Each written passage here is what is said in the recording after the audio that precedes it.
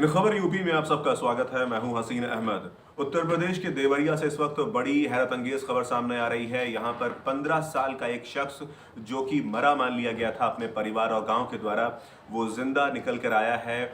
उसने अपनी शिनाख्त, अपनी पहचान को साबित किया और जाहिर किया कि वो जिंदा है। आपको पूरा मामला बताते हैं। ये जो वाकया है वो भागलपुर ब्लॉक के मुरासो गांव का है। यहाँ पर एक शख्स ने व्हाट्सएप के जरिए ये सूचना फैलाई, ये सूचना वहाँ पर अपने गांव वालों तक पहुँचाई कि वो अभी तक जिंदा है।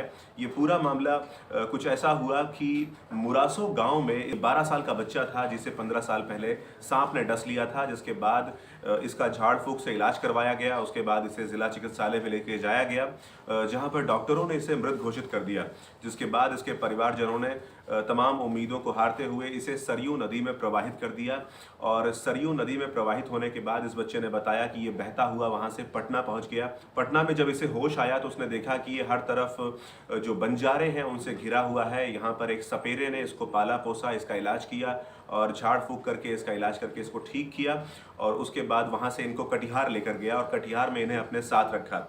इसके बाद उनकी ज़िंदगी ने एक और नई करवट ली और एक शख्स ने, जो कि इस सपेरे के साथ में ही रहता था, उनकी मौत के बाद इसे हरियाणा में बेच दिया, जहाँ पर ये गाय भैंस आदि जो तमाम जानवर होते हैं उस इलाके के, उन्हें पालता था और बहुत ज़्यादा वहाँ पे इनसे काम करवाया जाता था। लेकिन एक ट्रक ड्राइवर जो कि आजमगढ़ रवाना हो रहा था हरियाणा के उस इलाके से, उसके साथ इन्होंने वहाँ से भागने की युक्ति निकाली और भागकर ये आजमगढ़ पहुँचे और यहाँ से उन्होंने खबर देना शुरू किया देवरिया के इन तमाम इलाकों में। और व्हाट्सएप ग्रुप के ज़रिए जब ये बात निकल कर सामने आई तो आपको बताएं कि यहाँ पर ग्राम प्रधान प्रतिनिधि सत्येंद्र यादव को ये खबर मिली कि उनके गांव का एक शख्स है जो ये दावा करता है कि उन्हीं के गांव का है ये, और उसे मृत मान लिया गया था। लिहाजा अब उसकी शिनाख्त की जाए और उसकी पहचान की जाए। इसके बाद उसके माँ से और उनकी चाची से ये संपर्क किया गया और संपर्क करने के बाद ये पाया गया कि ये लड़का सिर्फ और सिर्फ अपने गांव और अपने देश के नाम पर केवल और केवल बेलथरा रोड याद रखता है। बेलथरा रोड के अलावा इस शख्स को और कुछ याद नहीं है।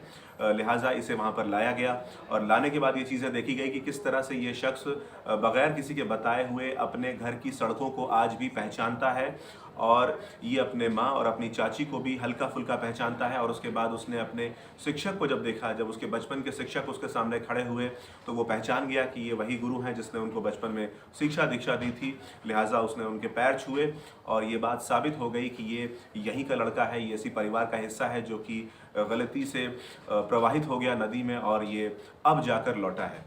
ऐसी तमाम जानकारियों के लिए बने रहिए इन खबर यूपी के साथ।